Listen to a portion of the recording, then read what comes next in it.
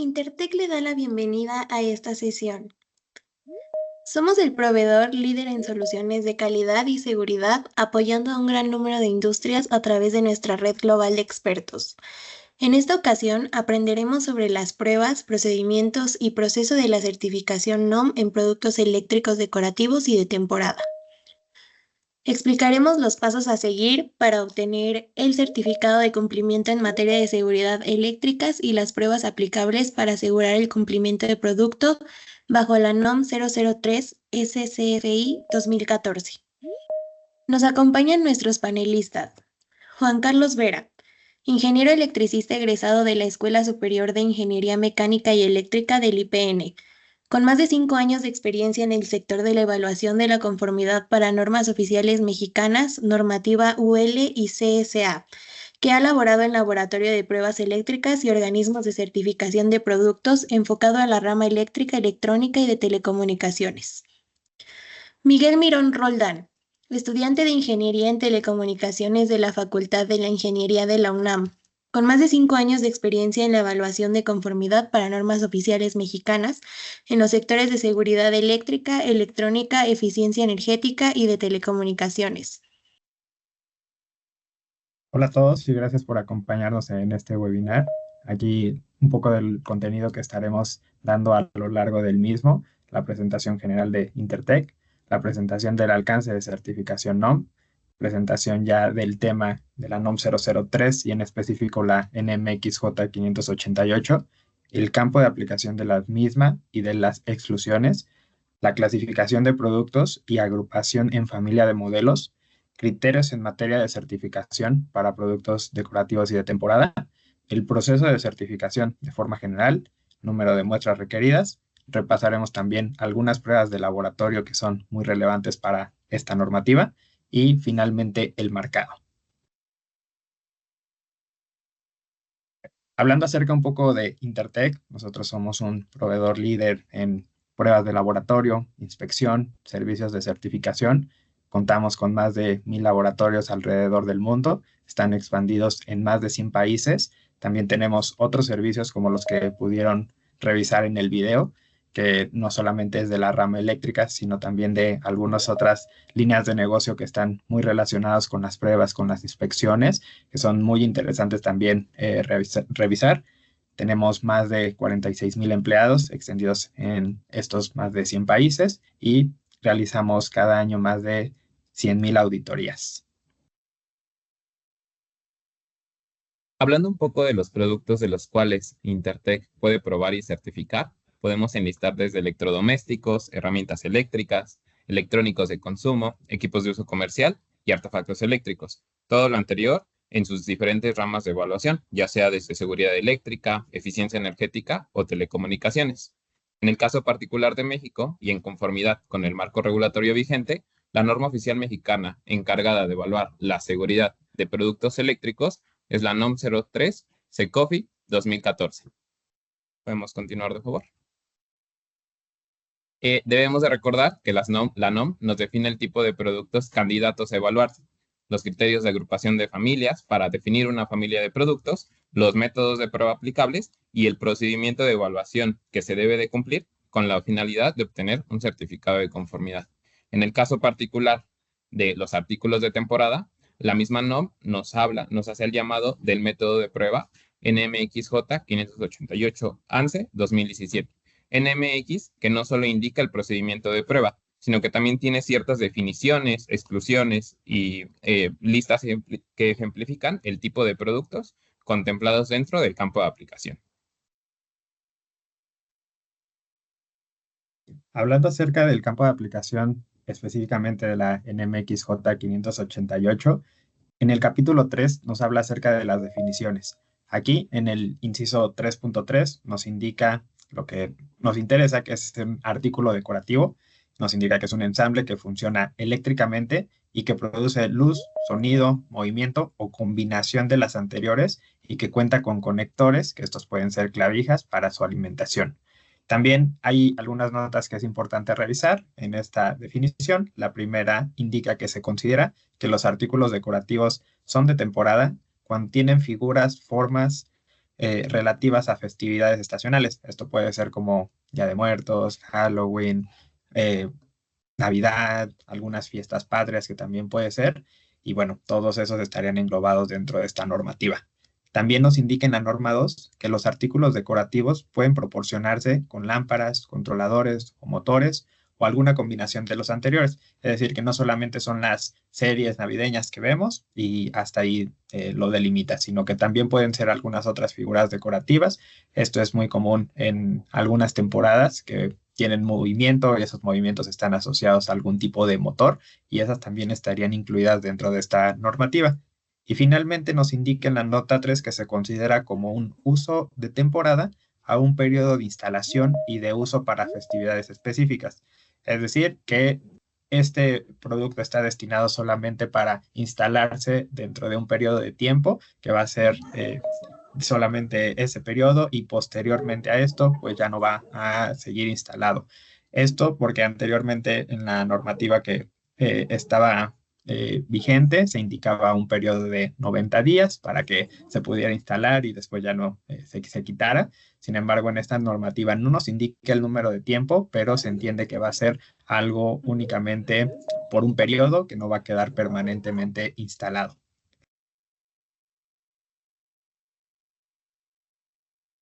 Continuando con el campo de aplicación, el mismo método de prueba nos da una lista del tipo de productos que se encuentran contemplados dentro del campo de aplicación y al que le aplica este método de prueba, entre los cuales podemos enlistar series de luces, figuras decorativas inflables, estructuras luminosas, mangueras luminosas integradas por una serie de luces o bien figuras decorativas.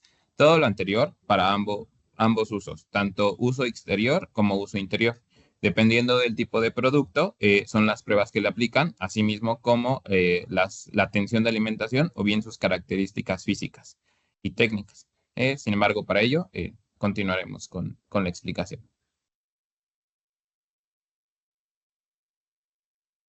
También dentro del campo de aplicación nos habla de lo que no está incluido en esto mismo, que son las exclusiones, y nos indica que esta normativa no aplica a las luces de noche con decoraciones de temporada.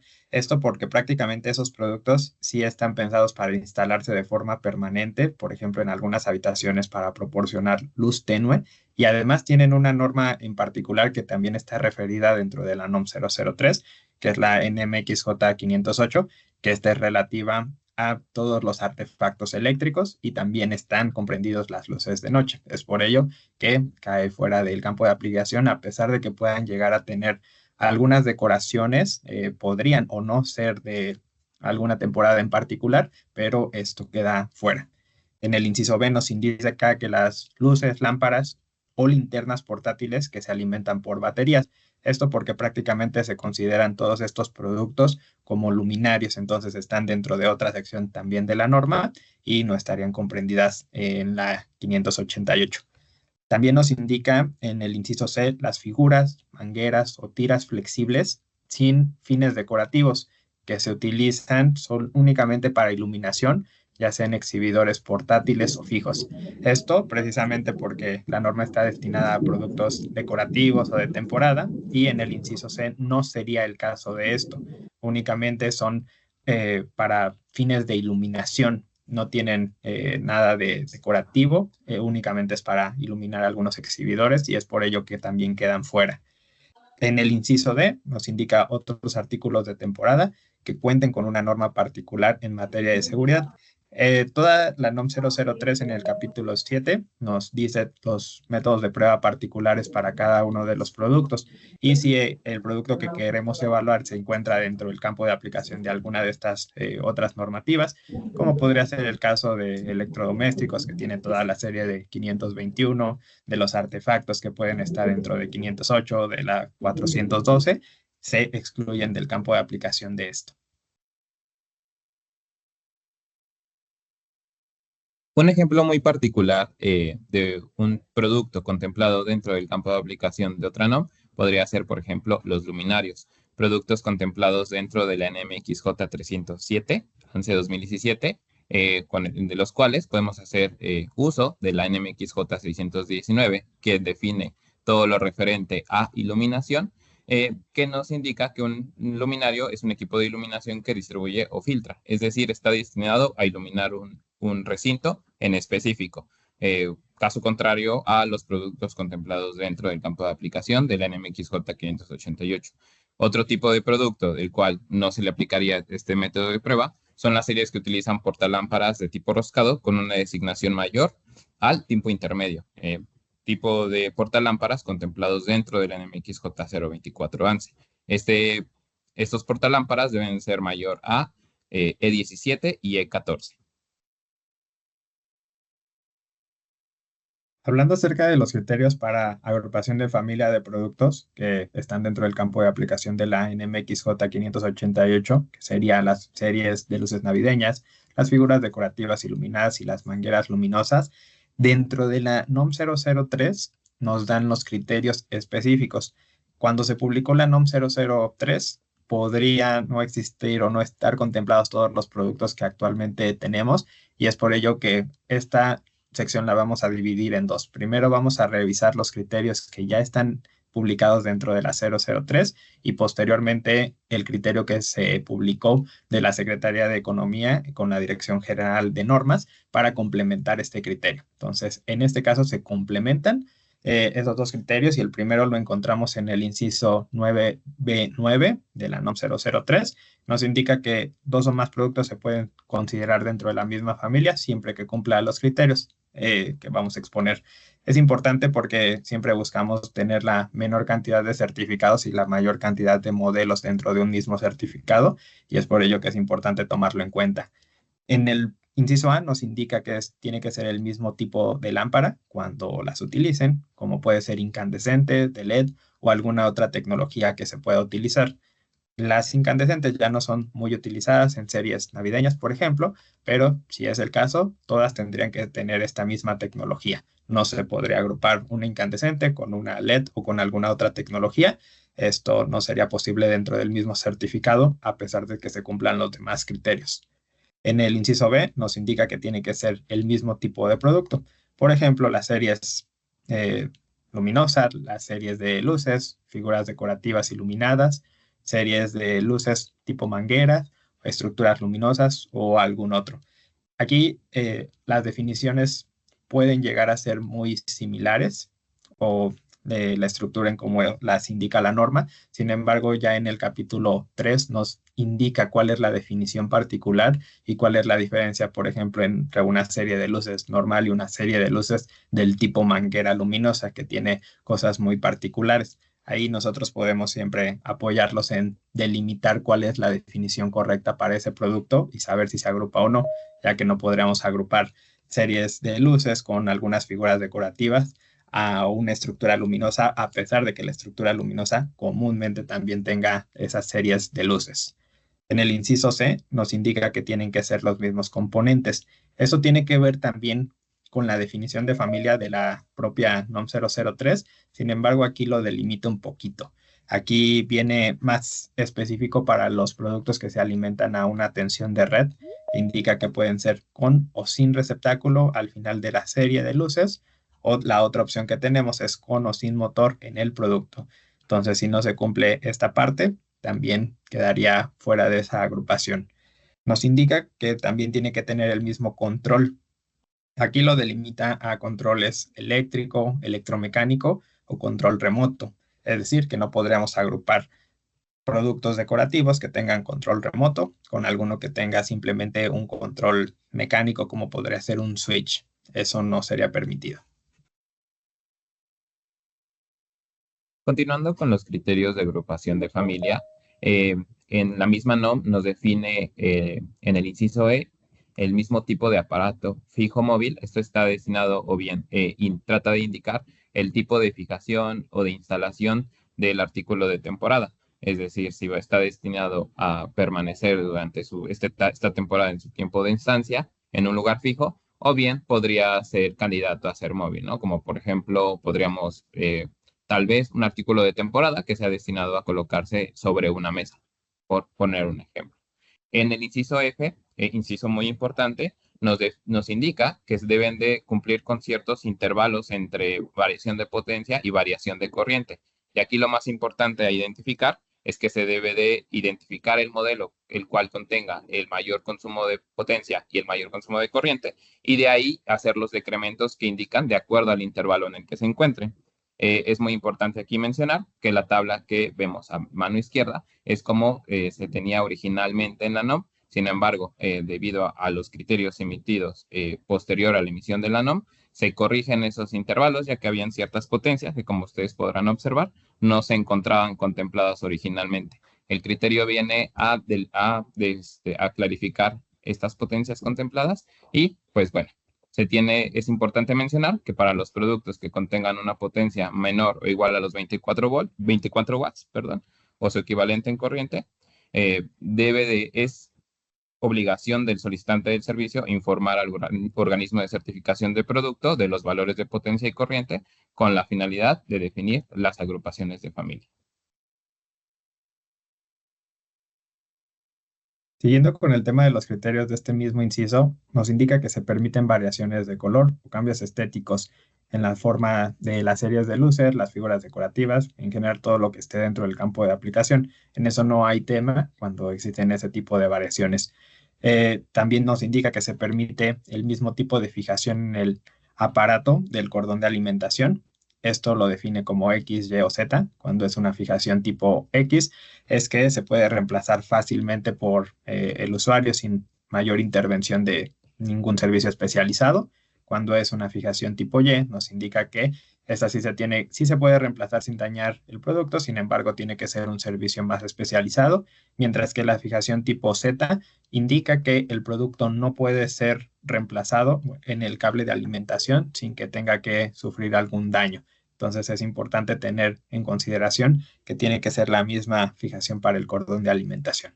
Se permiten también variaciones de color en los elementos luminosos, como los cambios estéticos o incluso en la forma de bulbo, que de nuevo ya no es muy común esto, pero en los cambios en los LEDs y demás es posible, ya que no hay una evaluación tan detallada en ese inciso como podría ser algunas otras normativas de juguetes, por ejemplo.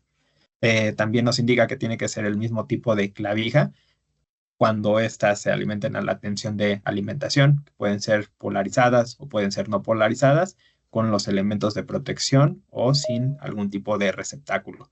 Finalmente nos hace esa aclaración que no se pueden considerar en la misma familia los productos que no cumplan con alguno de los criterios aplicables en esta definición expuesta. Retomando lo comentado por mi compañera hace un momento, tal vez podamos identificar que los criterios los cuales hablamos hace un momento están más indicados o contemplan los productos que se conectan a tensión de red, es decir, productos que podemos conectar en nuestro domicilio, en un receptáculo. Sin embargo, para aquellos productos que no se alimenten a tensión de red, posterior a la emisión de la NOM, se emitió un criterio de agrupación de familia para aquellos productos que cuenten con otras fuentes de energía. Estos pueden ser pilas, baterías, acumuladores o incluso autogeneración. Es importante mencionar que estos dos criterios o dos secciones de criterios se deben de cumplir dependiendo del tipo de producto. En el caso particular de los productos con fuentes de energía alternativas, se debe de cumplir que deben ser del mismo tipo de producto. Es decir, aquí nos tenemos que abocar de nueva cuenta a los criterios de los que ya hicimos mención, con tal de definir las características físicas del producto. Y de igual forma, su fuente de energía de alimentación de los modelos que se pretendan agrupar en familia debe ser la misma. Es decir, que utilicen el mismo número de baterías o si es una fuente adicional, pues debe ser del mismo tipo. Siguiendo con este criterio, en materia de certificación que ya no pertenece, como bien se comenta, a la NOM 003, pero que también se debe aplicar a este tipo de productos, nos indica que tiene que ser la misma tensión nominal de alimentación, los mismos componentes del circuito eléctrico, en principio de funcionamiento y diseño, se permiten algunas variaciones estéticas.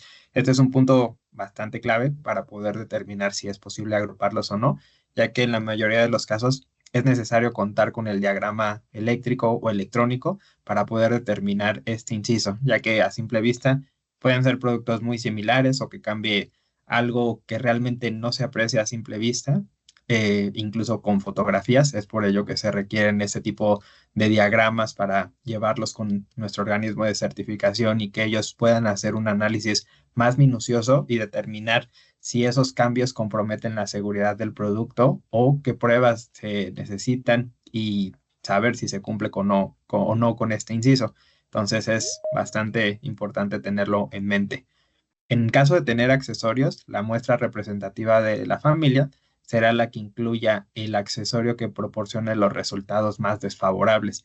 Esto realmente también es un poco ambiguo, como tal es lo que indica la normativa. Sin embargo, no podemos de entrada saber cuál va a ser el que proporciona los resultados más desfavorables. Es por ello que también nos apoyamos mucho en nuestro organismo de certificación, que tienen mucha experiencia en este tipo de procesos, para poder determinar cuál va a ser ese accesorio, cuál va a ser ese producto que tiene la mayor cantidad de accesorios y que van a representar peores resultados en las pruebas, con tal de que si ya sabemos que el de peores resultados o resultados más desfavorables cumplió, seguramente van a estar cumpliendo todos los demás.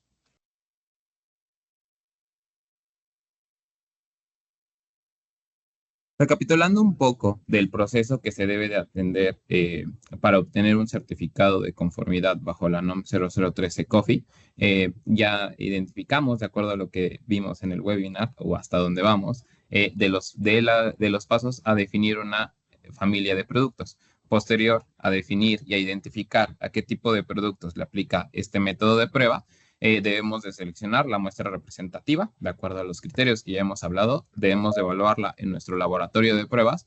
El periodo de pruebas va dependiendo en función del tipo de producto, si es tensión de red o si se alimenta baterías, o bien de acuerdo a sus características, de igual forma si es móvil, si es uso exterior, retomando la parte del número de muestras de acuerdo a las pruebas que se realizan. Y posterior a obtener el informe de pruebas, nuestros expertos de Intertek lo ingresan al organismo de certificación de producto. Es en este paso donde se conjunta el expediente técnico, ya que primordialmente se debe de tener el informe de pruebas. Sin embargo, adicionalmente, de acuerdo a la NOM, se requieren documentos adicionales.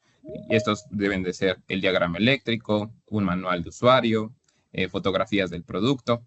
Y dependiendo del esquema de certificación bajo el cual estaremos emitiendo el certificado de conformidad, son los requisitos adicionales. Esto va a depender mucho, como ya lo mencionamos, del esquema de certificación. Puede ser desde un comprobante de homogeneidad de la producción de la fábrica de donde estamos obteniendo el producto, o bien se puede optar incluso por una visita de rastreabilidad o bien una evaluación a la línea de producción donde se manufacturan este tipo de productos.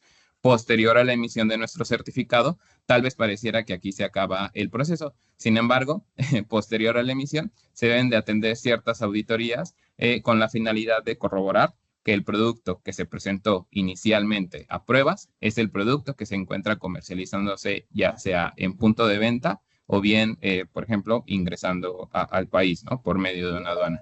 El número de auditorías que se atienden durante esta vigilancia va a depender del esquema de certificación seleccionado. Por poner un ejemplo, en el esquema 1 debemos de atender 2 auditorías durante el año de vigencia. Posterior a atender estas auditorías, se evalúan nuevamente las muestras seleccionadas durante la auditoría, se ingresan nuevamente al laboratorio y con estos informes podemos optar por una renovación, que es la ampliación de la vigencia de nuestro certificado. Con esto, justamente lo que buscamos es que el certificado se encuentre vigente en todo momento que se pretenda hacer uso de él, siempre y cuando pues, se cumpla con los seguimientos. Hablando acerca del número de muestras para laboratorio en la parte de certificación inicial, ya que tenemos definido el modelo representativo, todos los certificados que necesitamos y demás, aquí lo vamos a dividir en dos rubros. El primero es para cuando es uso interior, que en la mayoría de los casos las pruebas se pueden correr únicamente sobre 2 muestras. Se podrían hacer sobre una, pero nosotros recomendamos siempre tener 2 muestras por aquello de que llegue a fallar algún componente y tengamos que utilizar la otra muestra, que son las pruebas más sencillas cuando son de uso interior. Sin embargo, también tenemos la parte de uso exterior. en estas pruebas suelen ser más exigentes, ya que incluye algunas pruebas de intemperismo, pruebas de lluvias, de exposición a los rayos UV y demás, que hacen que el producto y que la misma pruebas demoren más. Entonces aquí necesitamos al menos 5 muestras para poder llevar a cabo ese procedimiento. Y bueno, ahí está la nota precisamente para uso exterior, que en el capítulo 25 de la NMX J588 nos indica que hay 2 métodos de prueba y en uno de ellos se contempla una prueba con una duración de 1500 horas, que esta es la prueba de resistencia por exposición a rayos UV y que, como verán, puede también incluso afectar a los tiempos de respuesta solamente para productos de uso exterior, pero es importante considerarlo.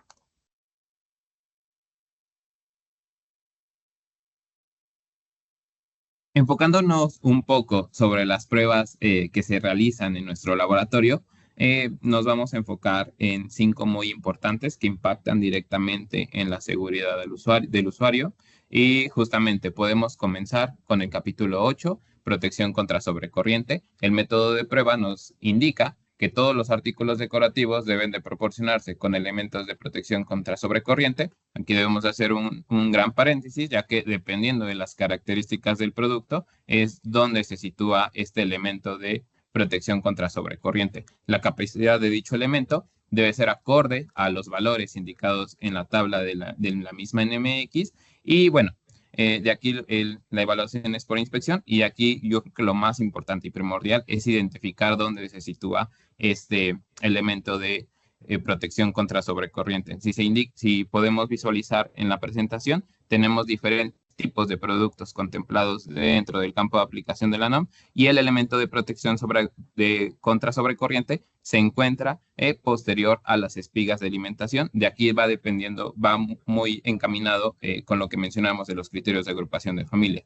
Si es una clavija polarizada, es decir, que se encuentra identificado plenamente la espiga correspondiente a la línea y la espiga correspondiente al neutro, es únicamente necesario colocar el elemento de protección contra sobrecorriente posterior a la espiga destinada a insertarse a la línea de la tensión de red.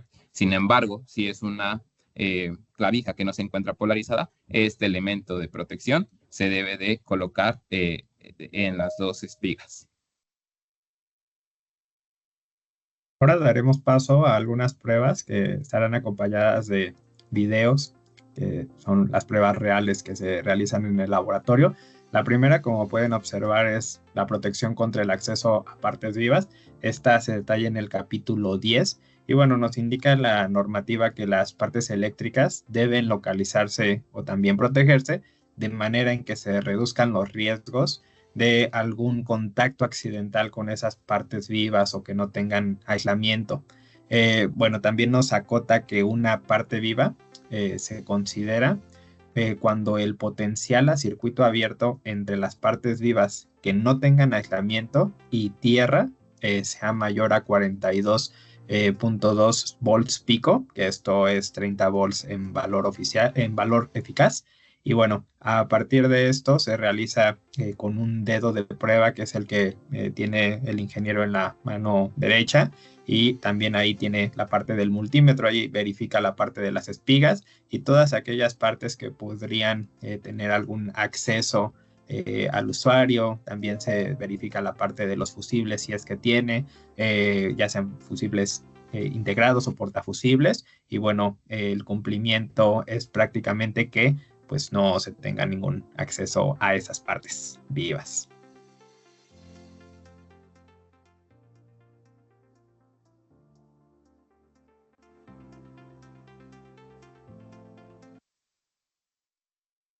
Continuando con las pruebas que se realizan a este tipo de productos, podemos platicar un poco de la prueba de calentamiento. En el método de prueba nos indica que los artículos decorativos y sus entornos no deben alcanzar temperaturas excesivas durante el funcionamiento normal.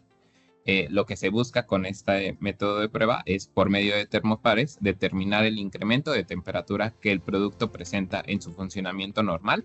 Esto es, bajo la tensión más desfavorable, al alimentarlo al 0.94 y 1.06 veces la tensión nominal de prueba. De ahí se determina a qué tensión el producto muestra una mayor temperatura, y bueno, con esto se determina que no se alcancen temperaturas excesivas que, por un lado, puedan ocasionar algún conato de incendio, o bien puedan resultar peligrosas para el usuario. Ahí vemos al ingeniero de pruebas de manera ejemplificando dónde se colocarían los termopares durante una evaluación, ya que esto depende directamente del tipo de producto. Y bien, donde se buscan colocar estos termopares es donde es accesible al usuario, donde es más probable que el usuario vaya a tener contacto con el producto en un funcionamiento normal, los aislamientos, y donde se buscaría bajo un funcionamiento normal que se reduzcan las distancias de fuga o distancias de aislamiento, o donde sea más probable un cortocircuito.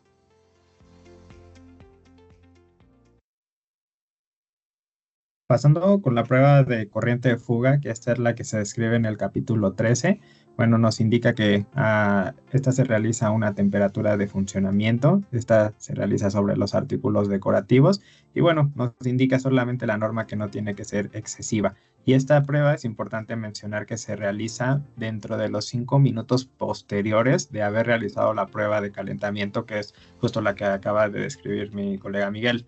Este circuito que nos muestra ahí la parte del miliampérmetro, toda la parte del circuito que tiene atrás es ya dado por la propia norma en este capítulo. Nos indica ahí el circuito que tiene que tener las terminales de pruebas, y hay un arreglo entre capacitores y resistencias muy específicos, e incluso nos dan la parte de los valores de todas las resistencias en ohms que tiene que ser, los microfarads de los capacitores. Y bueno, prácticamente se realiza esta medición, y la idea aquí es comprobar que la corriente de fuga en ningún caso tiene que ser mayor a 0.5 miliamperes. De lo contrario, este producto pues no cumpliría. También es importante mencionar que esta prueba no se aplica a todos los productos decorativos y de temporada que sea un funcionamiento con baterías, únicamente los que tengan alimentación por medio de tensión de red.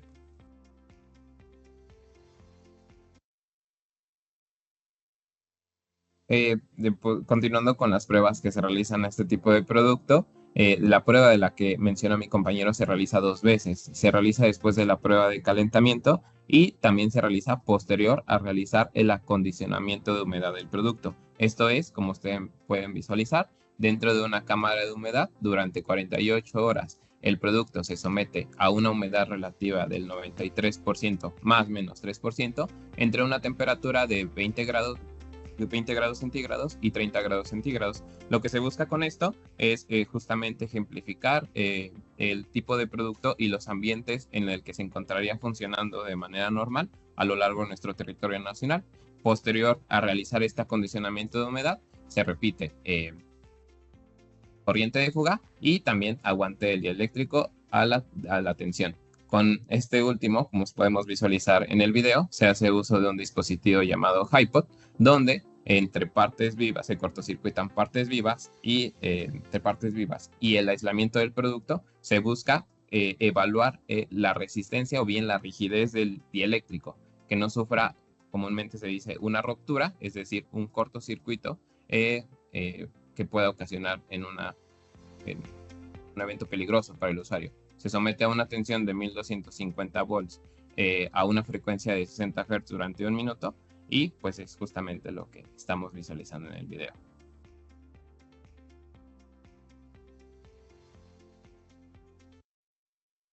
Finalmente vamos a revisar la prueba de resistencia al calor y a la propagación del fuego. Esta es la que nos indica en el capítulo 24. Y bueno, ahí nos indica que los materiales que son poliméricos, que se utilizan para todos los envolventes, receptáculos, clavijas, portalámparas y cualquier componente exterior que sea polimérico, que no se ensamble dentro del mismo producto, pues debe de ser resistente a la combustión, pero sobre todo a la propagación del fuego. En esta prueba que están viendo se llama el hilo incandescente. Prácticamente la sonda de prueba, que es la del lado izquierdo, que ahí se ve un poco roja, sobre todo por la temperatura a la que está, dependiendo del grado de severidad que la norma nos indique.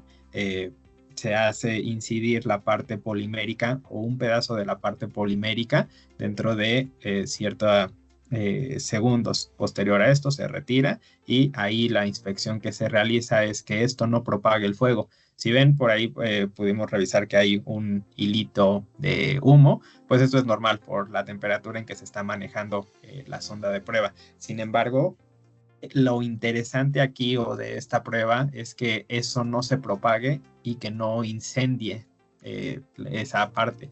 Esto sería pensando tal vez en unas condiciones en que se está incendiando el recinto en donde está instalado esto y pues la idea es que estos productos no propaguen más el fuego. Si bien pues van a sufrir daños, esta es una de las pruebas que me parece muy interesante el cómo se realiza, sobre todo por lo que está pensado, ya que no es un uso convencional o comúnmente no pensamos que va a llegar a pasar que esto se incendie y se queme, pero es algo que puede llegar a pasar y que ya ha pasado y que es por ello que la norma también lo contempla. Entonces se realiza en esta parte de el hilo incandescente, que me parece una prueba muy relevante. Finalmente tenemos la parte de marcado y también la parte de instrucciones. Esta es del capítulo 6, incluso es de las primeras que se realiza por los ingenieros. Si bien no involucra ninguna prueba como las que acabamos de ver, que necesitemos un equipo especializado, algunos otros instrumentos o incluso una cámara de humedad que solamente las encontramos en nuestros laboratorios, pues bueno, este también es bastante relevante, sobre todo por lo que implica, que son el marcado y las instrucciones. Aquí lo podemos dividir en general en algunos puntos, que son los artículos decorativos en general. Tienen que tener un marcado muy específico que nos lo indica en el capítulo 6, como puede ser la tensión asignada o el intervalo de tensiones asignadas, esto en volts, la naturaleza de alimentación, que puede ser de corriente alterna, en este caso, que son productos que se contemplan, que se conectan directamente a la red, el marcado en frecuencia asignada, también la corriente, la potencia o sus intervalos, y también nos indica la información comercial, que es el nombre de la marca, la identificación del fabricante o también el vendedor responsable puede ser. Por ahí también el modelo o el tipo de referencia al que se indica y sobre todo es muy importante saber el tipo de uso que se le va a dar esto. Esto hablando de uso interior o uso exterior. De aquí también van a partir las pruebas que se van a realizar por los ingenieros, si es como uso interior o como uso exterior. Esto prácticamente lo determina el fabricante de ese producto.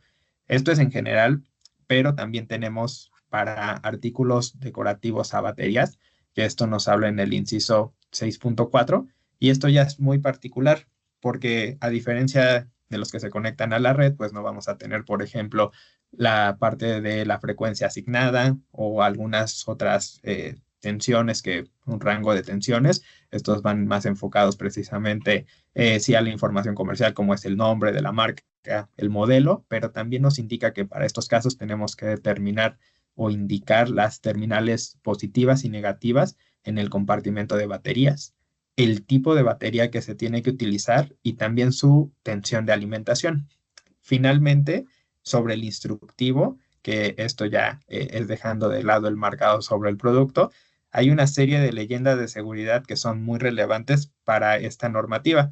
Principalmente van enfocadas a la seguridad de los infantes. Por ahí se indica que no se destina para ser utilizado por personas que también pueden ser niños con capacidades sensoriales o mentales que sean diferentes. También si se ocupan por niños, se tienen que supervisar estos artículos para que no sean empleados como un juguete y que pueda poner en peligro su propia vida. También hay algunas indicaciones de seguridad referentes a en dónde colocar esos artículos, que nos indica que no se tienen que instalar cerca de instalaciones de gas o de calentadores eléctricos, de chimeneas o de velas o de algunas otras fuentes de calor, que esto podría ser medianamente aceptable en cómo lo instalamos si es para Navidad, por ejemplo, y que esté cerca del calentador o cerca de algún tipo de chimenea, pero que pueden ser perjudiciales para los aislamientos de estos productos y que pueden ocasionar un problema grave. Entonces es importante también detallar todos estos puntos que vengan muy explícitos en el manual. Y bueno, también hay una parte de simbología, que es en el inciso 6.6, y esta simbología prácticamente es la que se utiliza internacionalmente porque la normativa está basada en una norma de IEC y estos símbolos nos los indican en cómo tienen que ser cuando así se utilicen y son referentes a corriente alterna, corriente continua, a la parte de fusibles, cuando existe tierra o también a la polaridad de las baterías. Entonces, prácticamente estas pruebas son las que consideramos que son de las más importantes para la evaluación y aquí estaríamos terminando esta sección. Daremos paso a la sección de preguntas y respuestas.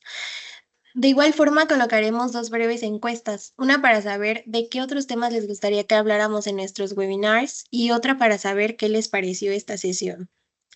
Como primer pregunta tenemos, en referencia a la certificación de productos eléctricos, ¿ustedes cuentan también con alcance para evaluar luminarios?